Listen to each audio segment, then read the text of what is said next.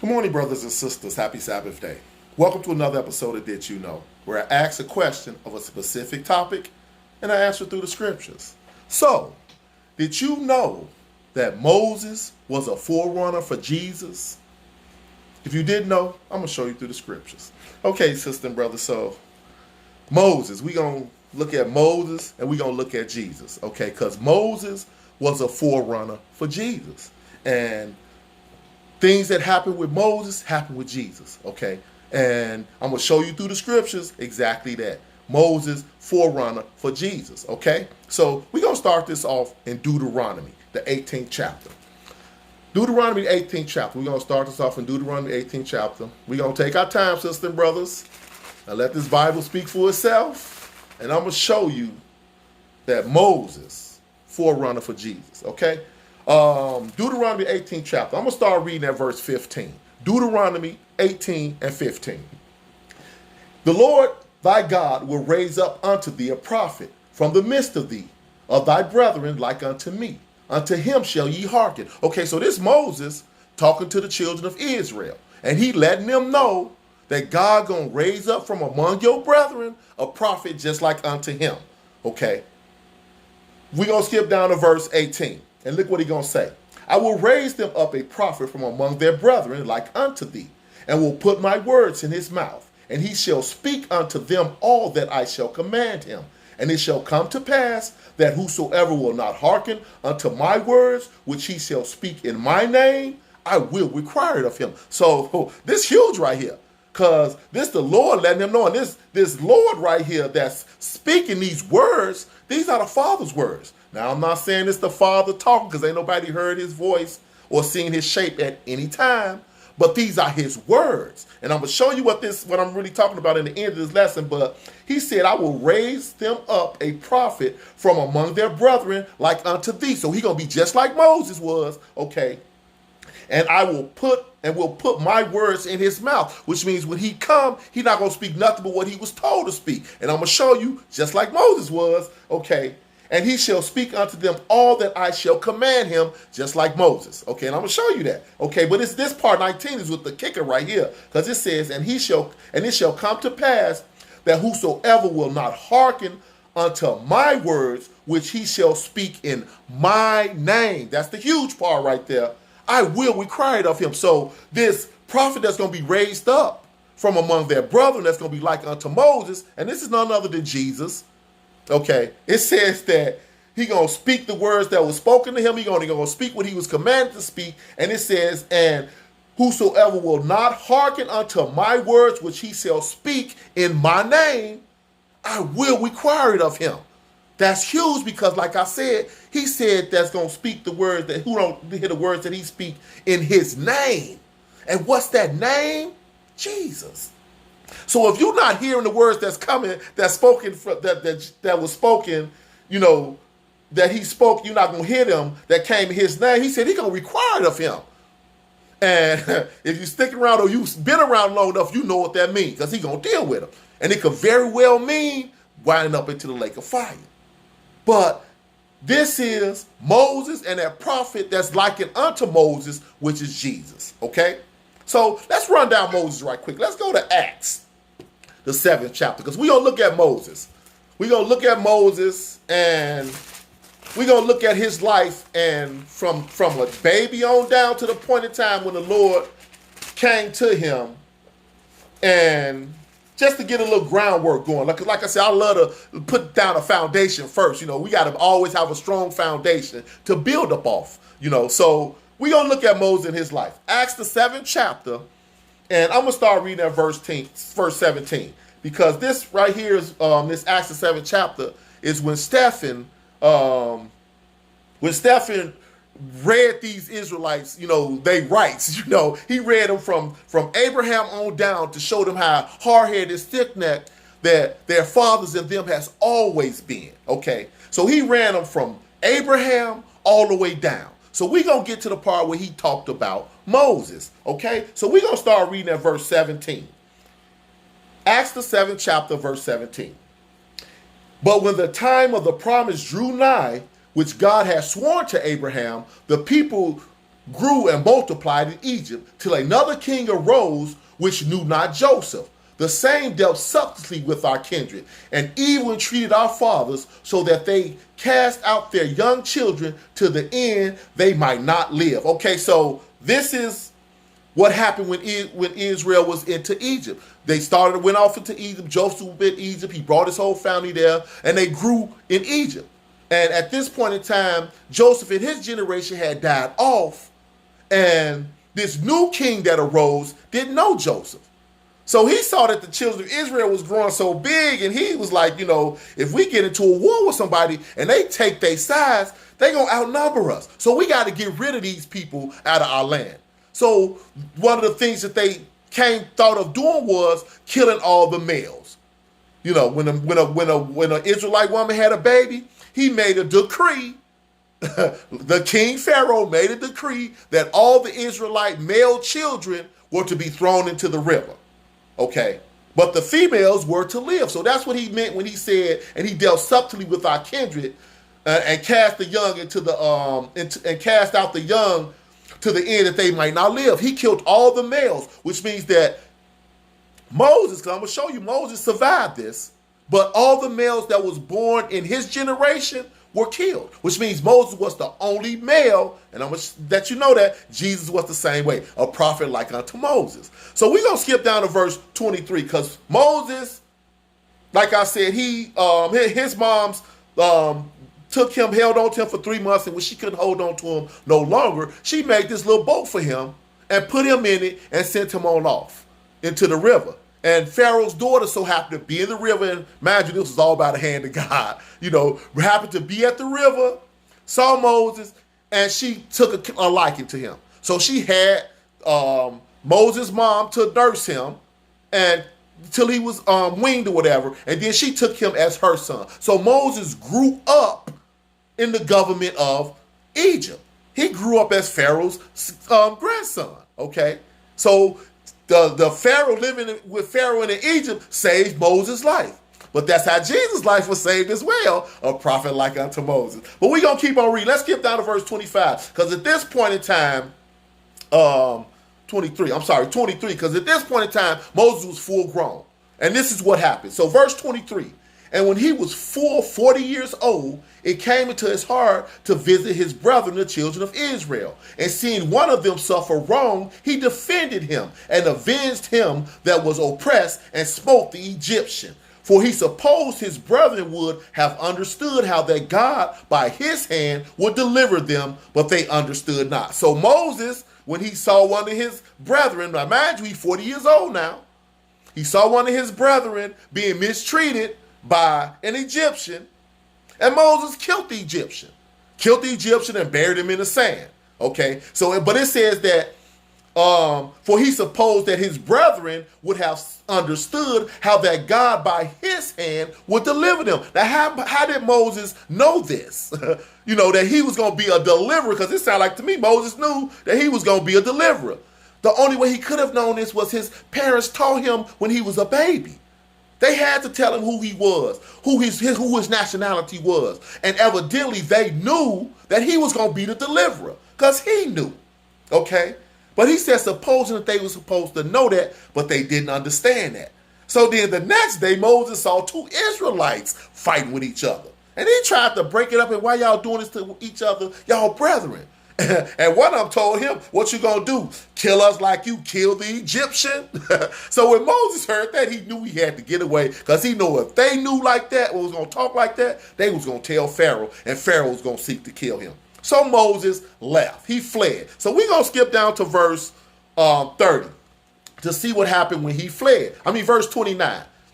Then fled Moses at this saying, and was a stranger in the land of Midian, where he begot 2 sons. And when 40 years were expired, there appeared to him in the wilderness of Mount Sinai an angel of the Lord in a flame of fire in a bush. So once again, 40 years have expired. So now Moses is 80 years old. But it said that Moses fled and was a stranger in the land of Midian. Now we went into Midian. Now I'm just giving y'all all the backstory because we couldn't read all of this. That's why we read this in Acts, because we can't read all of it. Only got so much time. But when he went into Midian, he ran upon these women that were watering a flock or whatever. Moses helped them. He wound up marrying the priest of Midian, who was Jethro, marrying one of his daughters, and he was, taking care of things there. He was living his life carefree with his wife, his 2 sons in the land of Midian. 40 years then passed. So he was 80 years old, and after this 40 years had passed, it says that there appeared to him in the wilderness of Mount Sinai an angel of the Lord in the flame of a fiery bush. Let's see what that angel said to him. Let's skip down to verse 34. It says, I have seen the affliction of my people which is in Egypt, and I have heard their groaning, and am come down to deliver them. And now come, I will send thee into Egypt. So this is what the angel of the Lord telling Moses. Verse 35. This Moses whom they refused, saying, who made thee a ruler and a judge, the same did God send to be a ruler and a deliverer by the hand of the angel which appeared to him in the bush. So this angel let Moses know that I'm going to send you. That's key, because Moses was sent, just like Jesus was, to deliver the people. Okay.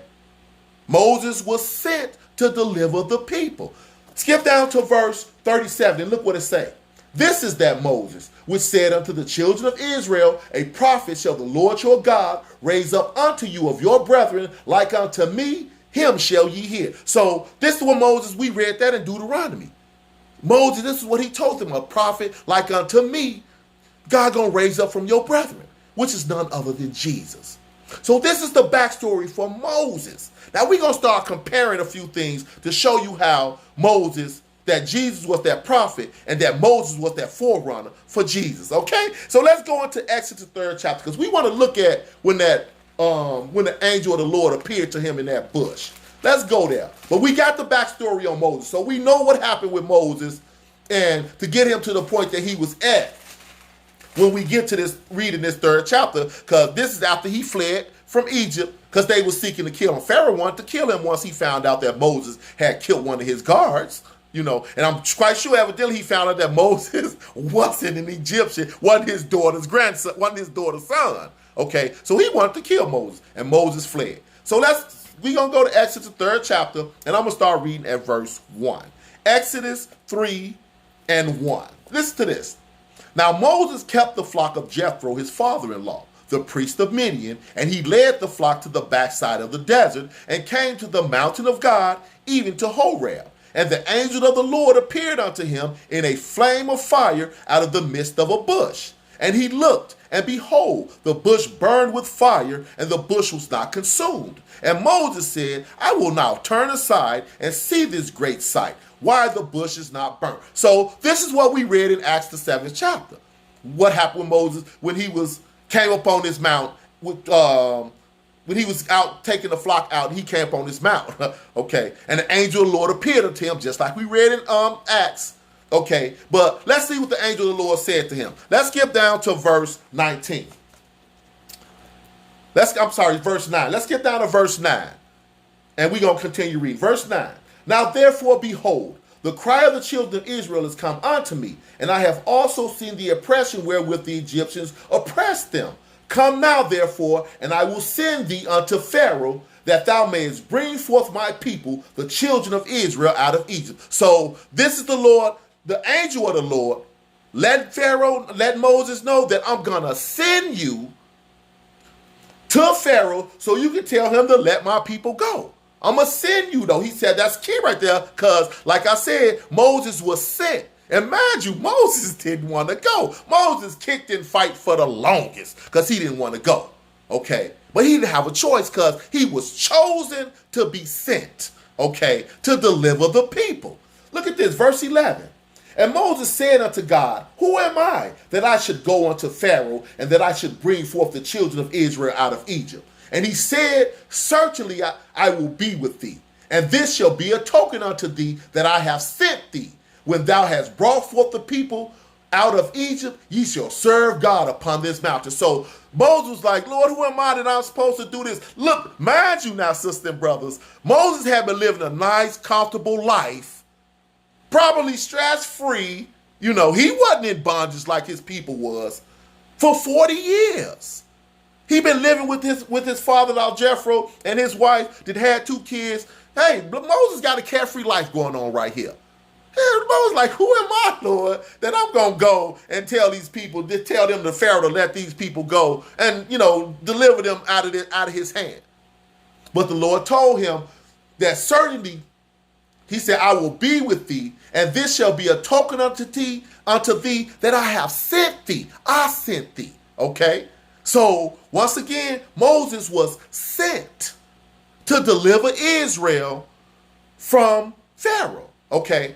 Now let's look at Jesus, because Jesus, the same thing, he was sent. Let's go to 1 John, the 4th chapter. Because first and foremost, he was sent to deliver the world, or save the world from their sins.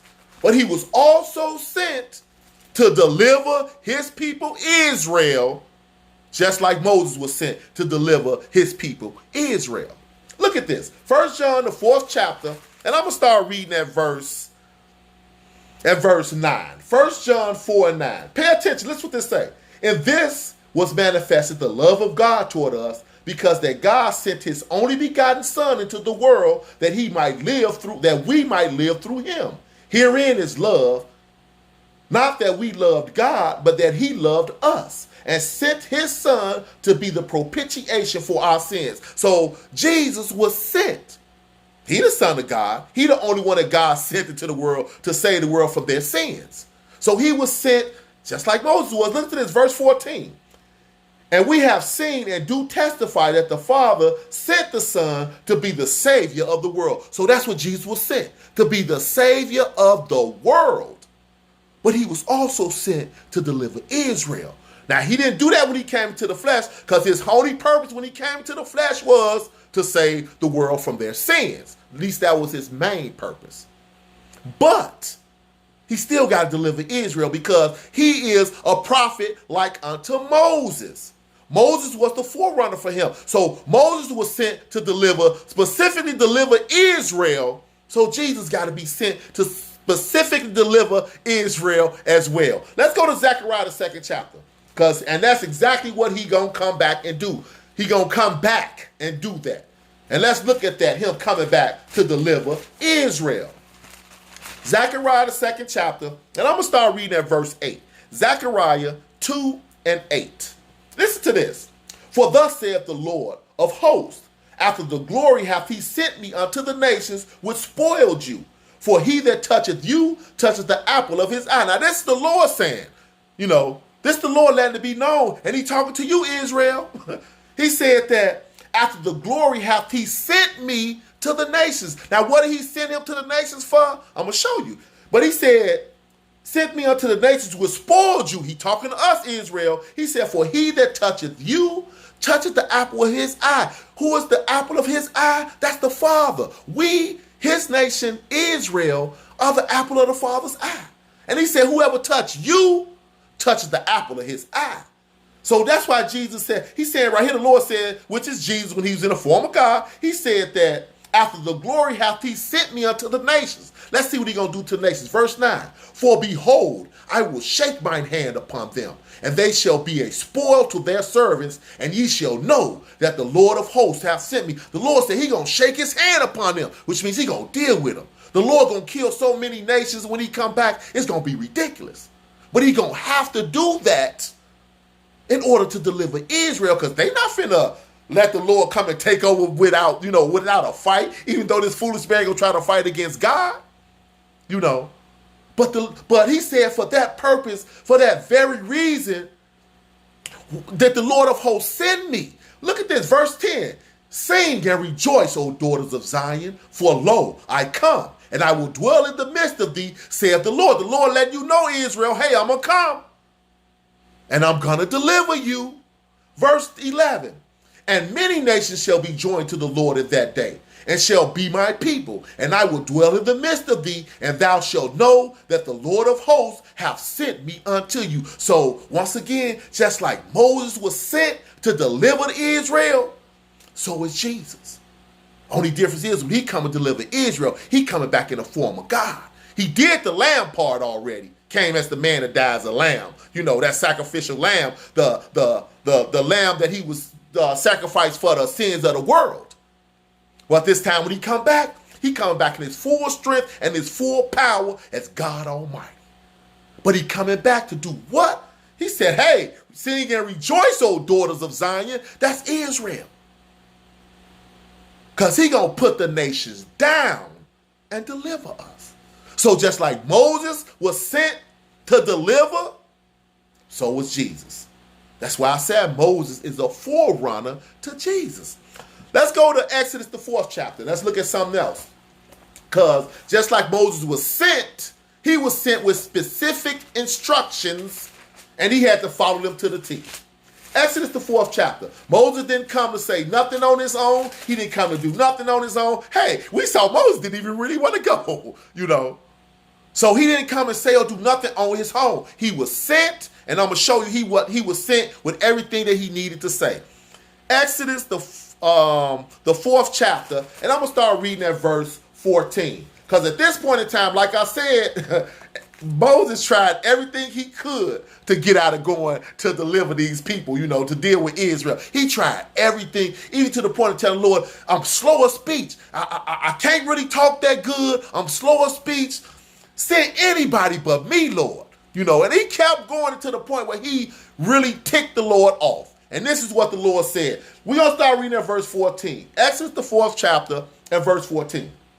And the anger of the Lord was kindled against Moses. And he said, is not Aaron the Levite thy brother? I know that he can speak well. And also, behold, he cometh forth to meet thee.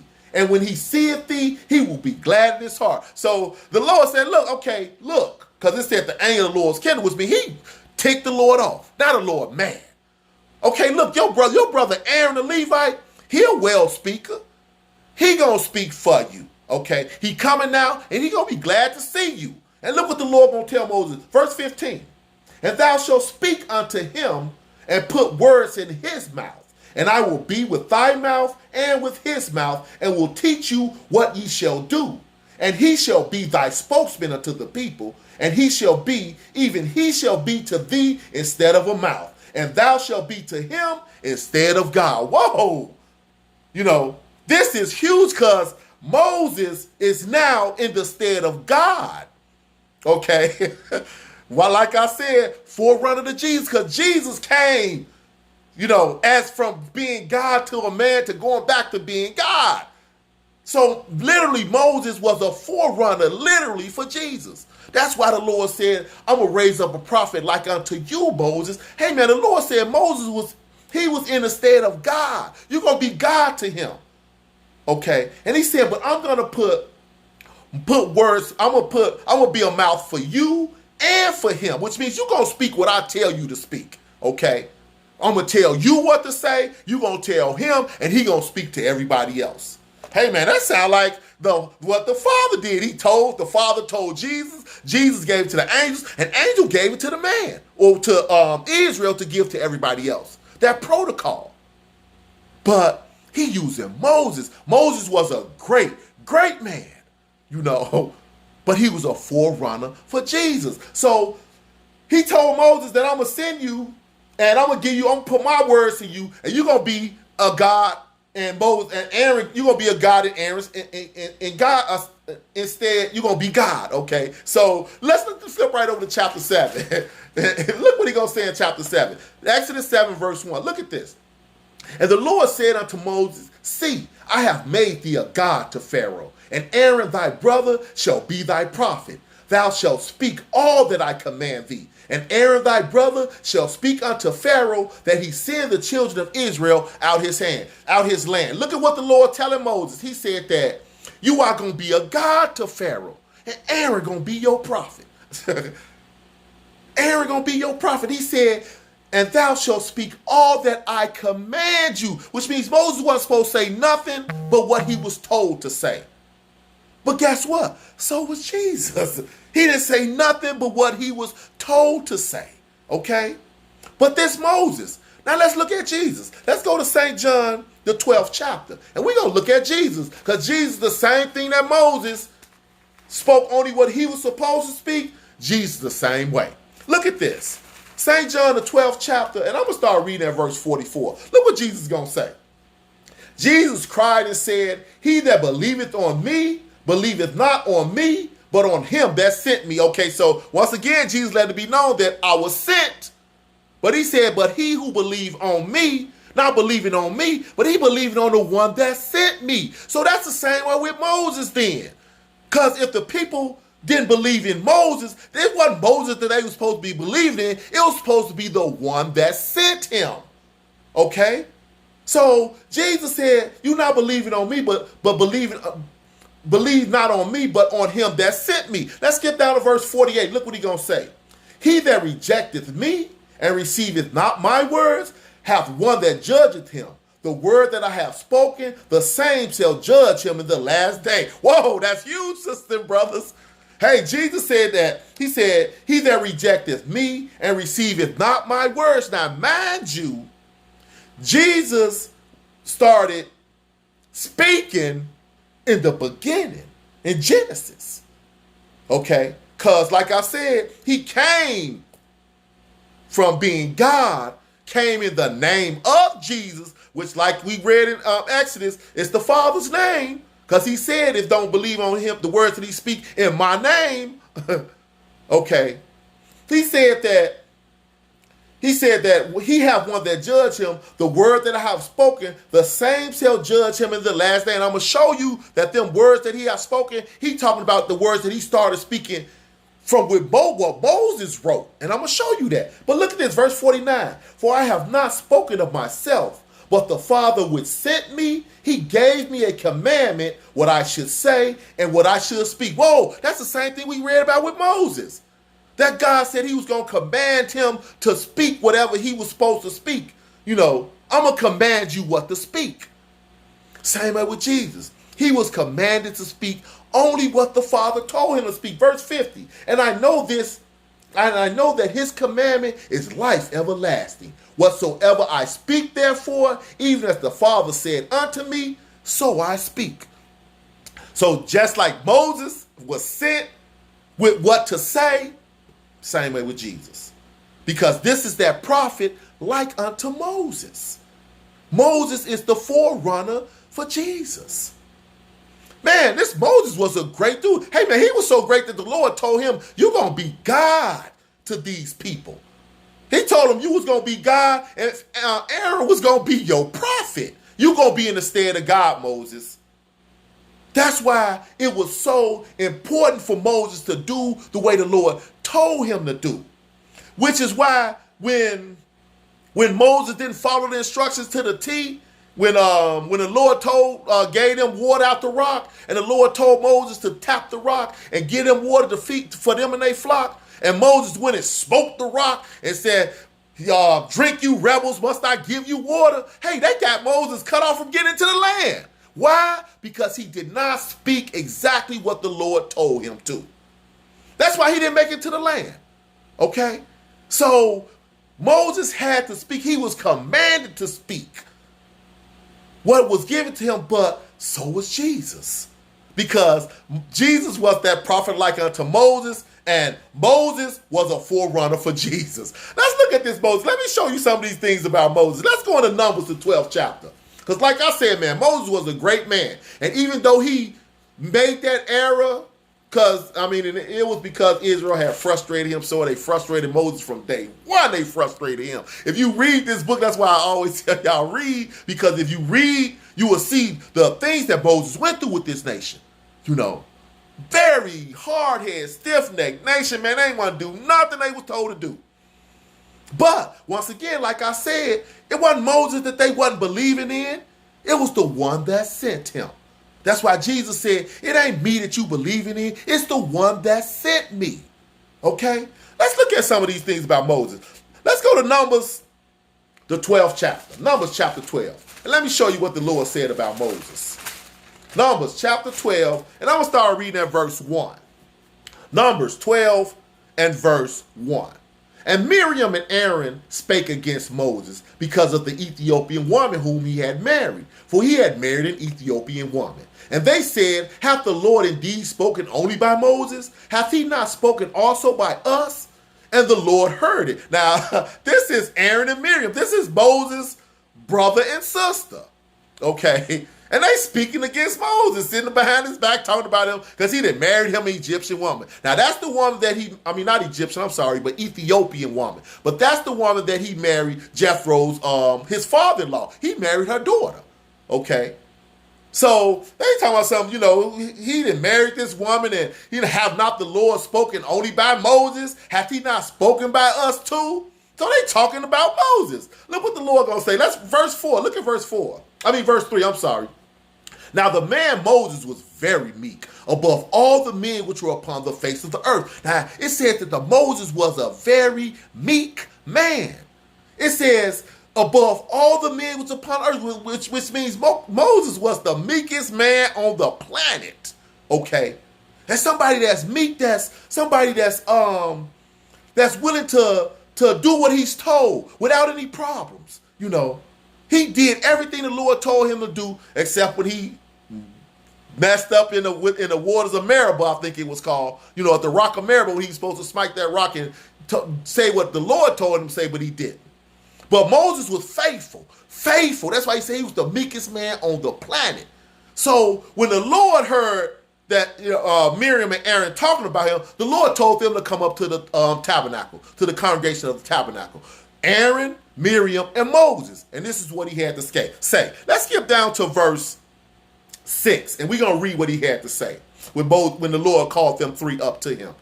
And he said, hear now my words. If there be a prophet among you, I, the Lord, will make myself known unto him in a vision and will speak unto him in a dream. My servant Moses is not so, who is faithful in all mine house. Now the Lord, look at what he's saying about Moses. He said usually with a prophet that he'll speak to him through a vision or a dream. But he said not my servant Moses. He said who is faithful in all my house. Look at this. Verse 8. With him will I speak mouth to mouth, even apparently and not in dark speeches. And the similitude of the Lord shall he behold. Wherefore then were ye not afraid to speak against my servant Moses? Look what the Lord said. Man, y'all should have been scared to speak against Moses, the meekest man on the planet, a faithful man in mine house, And the Lord said that I don't deal with no other prophet the way I've dealt with Moses. And he still ain't dealt with no other prophet the way he dealt with Moses. He said, I speak with him mouth to mouth, even apparently, and not in dark speeches, which means he didn't speak to Moses in parables and, harsh sayings, whatever. He was plain and simple when he spoke with Moses. And he said, I spoke with him mouth to mouth. I didn't come to him in no dream or in no vision. But this is Moses. This is the forerunner for Jesus. This is the prophet that he said that he was going to raise up a prophet like unto him. Let's look at that, because he said he speak to Moses mouth to mouth, even apparently. And he said, and the similitude of the Lord shall he behold, which means he even saw how God look. Let's go and look at that. Let's go to Exodus, the 33rd chapter. Let's flip right over to Exodus chapter 33 and look at that. This is Moses. That's why I said Moses was a great man. He was a great man to the Lord, And that's something if the Lord tell you, hey, man, you should have been scared to talk about him, because he's the most faithful man in all my house. He's been faithful in all my house. I ain't dealt with no prophet like I deal with Moses. Look at this. We're going to go to Exodus 33rd chapter, and I'm going to start reading at verse 9. Let's look at this Moses. Look at him. And it came to pass, as Moses entered to the tabernacle, the cloudy pillar descended and stood at the door of the tabernacle, and the Lord talked with Moses. And all the people saw the cloudy pillar stand at the tabernacle door. And all the people rose up and worshiped, every man in his tent. And the Lord spake unto Moses face to face, as a man speaketh unto a friend. And he turned again into the camp. But his servant Joshua, the son of Nun, a young man, departed not out of the tabernacle. Look at what the Lord said about Moses. He said, and the Lord spake to Moses face to face, as a man speaketh unto his friend. Man, that's big, man. But this Moses. This is Moses. And, when we read in Numbers, he said he spoke to him mouth to mouth. But right here it say face to face. Moses didn't see the face of God. And I'm going to show you that Just like God said mouth to mouth, because Moses never saw his face. And I'm going to show you that. But he said he spoke to him as a man speaketh unto his friend. The only other person I saw that the Lord called his friend was Abraham. And Abraham was a great man as well. But this is Moses. He said he spoke to him face to face. Now I'm going to show you that it wasn't face to face, because Moses asked to see the Lord. And like we read in Numbers, he said he's seen a similitude of the Lord, which means he saw how the Lord looked. But Moses requested that of God. Look, if I'd have found favor in your eyes, like you said, Lord, and you know me by name, let me see you. Let's see what the Lord said. Let's skip down to verse 18 and look at this. Let's see this.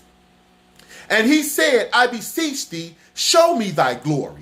And he said, I will make all my goodness pass before thee, and I will proclaim the name of the Lord before thee, and will be gracious to whom I will be gracious, and will show mercy on whom I will show mercy. So look, Moses said, if I found favor with you, I beseech you, show me your glory, or show me how you look. I want to see you, God. Okay? And the Lord said, I will make all my goodness pass before thee, and proclaim the name of the Lord before thee. So in other words, the Lord told him, okay, I'm going to do that. Let's keep reading. Verse 20. And he said, thou canst not see my face, for there shall no man see me and live. Whoa, wait a minute. Because I didn't heard it too many times in my lifetime, and I'm just going to poke a little fun here. I'm sorry. But I didn't heard it too many times in my lifetime about the preacher saying that he didn't talk with God. Oh, God talk with me. Oh, I didn't commune with God. And me and God didn't talk. And we didn't been together. And I didn't sing God. I didn't sing God. This right here show you that he lying. Anybody that had ever told you they didn't see the face of God is lying. Because right here the scripture says that he said that thou canst not see my face. For there shall no man see me and live, which means ain't no man ever seen the face of God. And this is Jesus we talking about, because this is Jesus before when he was in the form of God. Because ain't nobody ever seen or heard the voice of the Father, so this got to be him. Okay? But he said, can't no man see his face and live. Verse 22, look what he going to say. Verse 21.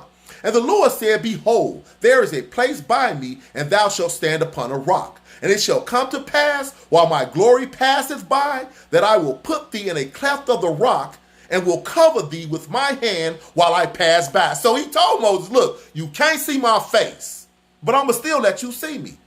Okay, so when I get ready to pass by, I'm going to put you in the cleft of this rock, and as I pass by, I'm going to put my hand in front of your face. Verse 23. And I will take away mine hand, as thou shalt see my back parts, but my face shall not be seen. Which means once he passed Moses, he put his hand down, and Moses could see him. But his backside, he said, because you can't see my face and live, but my backside. That's why I said, when it said that he talked to, that Moses, that the Lord spake to Moses face to face, it wasn't literally face to face. Because once the Lord did that, man, and Moses saw him, man, Moses hit the ground and bowed down because he couldn't take it. But this is that Moses. This is the forerunner for Jesus. Moses.